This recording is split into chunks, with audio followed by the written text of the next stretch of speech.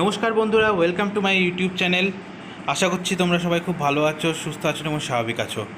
চলে এসেছি নতুন একটা ভিডিও নিয়ে। যদি ভিডিওটি ভালো লাগে অবশ্যই লাইক, শেয়ার, কমেন্ট এবং সাবস্ক্রাইব করতে ভুলবেন না।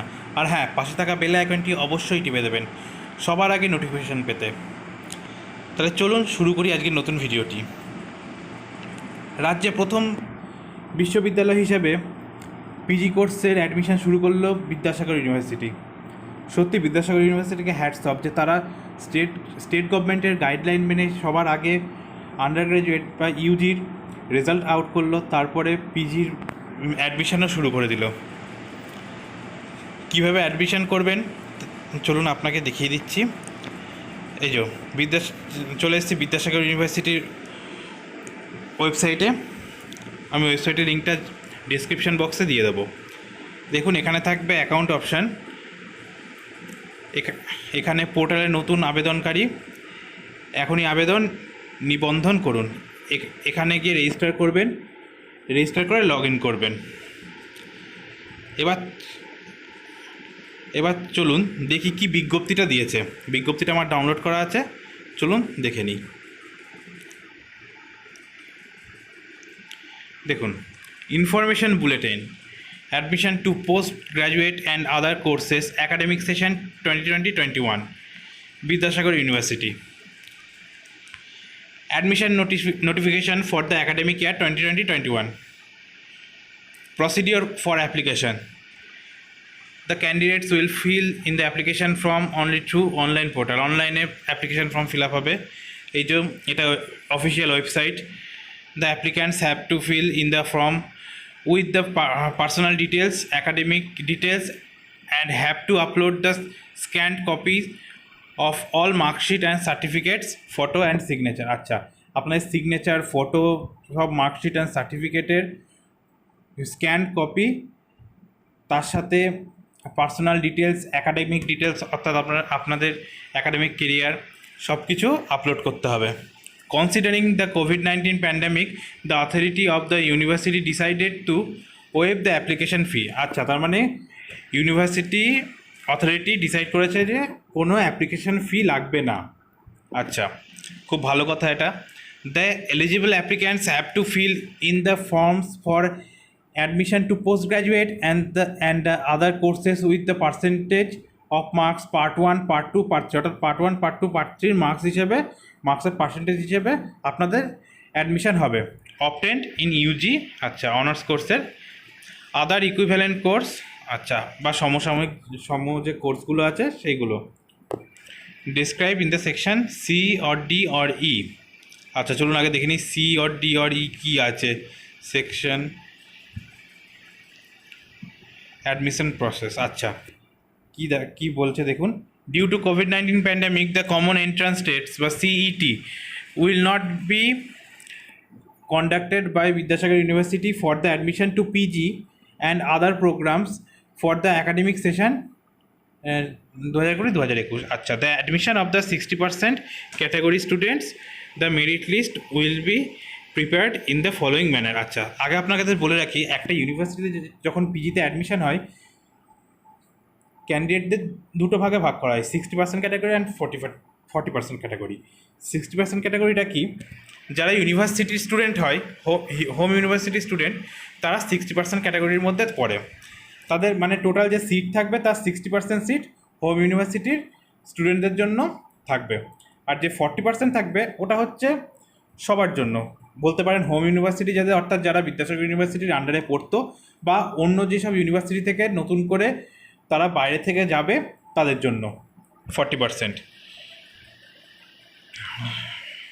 তবে UG final percentage of marks part 1, part 2, part 3 taking together in case of annual system or UG equivalent percentage for CGPA in case semester CBCS system। আচ্ছা, CBCS সিস্টেম হলে marks সিজিপিএতে convert করা হবে, আর না হলে যদি নর্মাল প্রসেস হয় তাহলে part 1, part 2 আর part 3 একসাথে করে পার্সেন্টেজ করা হবে।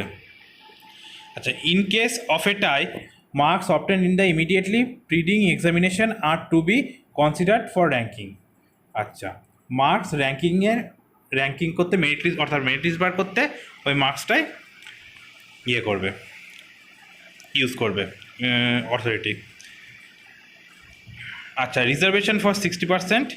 আচ্ছা, এটা কত সিট? আচ্ছা, এবার দেখে নিই এই সিট কতগুলো আছে, চলুন না তার আগে বলি যে submission of application from online for admission to post graduate and other courses starts on 24 তারিখ, মানে আজকে থেকে। আজকে কত তারিখ? আজ 24 তো নাকি? না সরি, আজ 24। আমি 24 তারিখে যেহেতু ভিডিওটা বানাচ্ছি, আজ 24 তারিখ। আজ থেকে অ্যাপ্লিকেশান করা অলরেডি শুরু হয়ে গেছে, সাবমিশন শুরু হয়ে গিয়েছে। আর লাস্ট ডেট হচ্ছে 4/9/2020, অর্থাৎ 4 সেপ্টেম্বর। এবার আমার একটা রিকোয়েস্ট ছিল বিদ্যাসাগর ইউনিভার্সিটির কাছে, যে যাদের যেসব ইউনিভার্সিটির ধরুন এখনও রেজাল্ট বেরোয়নি, তারা কি করবে? তারাও তো একটা চান্স ডিজার্ভ করে। ধরুন কল্যাণী ইউনিভার্সিটি বা ক্যালকাটা ইউনিভার্সিটি, আরও অনেক যেসব ইউনিভার্সিটি আছে যারা এখনও রেজাল্ট বার করেনি, সুপ্রিম কোর্টের দিকে তাকিয়ে এখনও বসে আছে, তাদের স্টুডেন্টরা কি করবে? তারা যদি আপনাদের ইউনিভার্সিটিতে ভর্তি হতে চান, তাহলে তারা কি করবে? এটা একটু কাইন্ডলি ভেবে দেখবেন। আচ্ছা, দেখি post graduate and other course offered faculty of arts and commerce. Faculty দেখি total seats.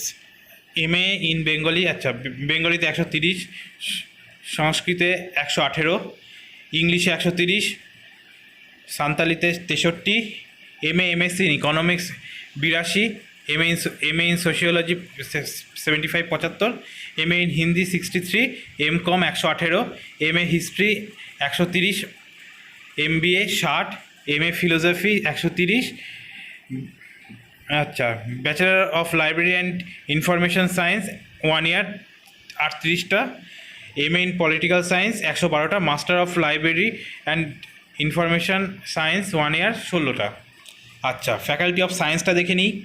MSc in anthropology 63টা, MSc ইন ফিশারিজ সায়েন্স 37টা, MSc in applied mathematics with oceanography and computer programming 100টা seat, MSc in geography 81টা seat, MSc in botany 70 seat, MSc in human physiology 52টা seat, MSc in biomedical labs science and management 37টা seat, MSc in microbiology 37টা seat, MSc in chemistry 70টা seat, MSc in physics 70টা, MSc in computer science 42টা, MSc in remote sensing and geographical information system 58টা, MSc in clinical nutrition and dietetics 37টা seat, MSc in zoology 58টা, MSc in electronics 30টা, আর master of computer application 2 বছরের course 60টা seat.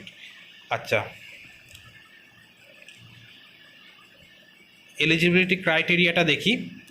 Bengali, English, history, philosophy, political science, Sanskrit, Santali. আচ্ছা, অর্থাৎ arts গ্রুপের জন্য অনার্স ইন কনসার্ট সাবজেক্ট আছে, অনার্সের ডিগ্রি থাকলেই হবে। Bachelor of library and information science honours in any subject, যে কোনো সাবজেক্টে অনার্স হলে হবে। MA, MSc, MCom, MBA with honours in any subject, MCA admitted through GECA rank. আচ্ছা, master of library science BLIB IC। আচ্ছা, applied mathematics honours in derivative subject. আচ্ছা, যে computer science, এগুলো হচ্ছে কী কী ক্রাইটেরিয়া লাগবে মোটামুটি ধরে নিন। যে সাবজেক্ট আপনি নেবেন সেই সাবজেক্টে গ্র্যাজুয়েশন লাগবে।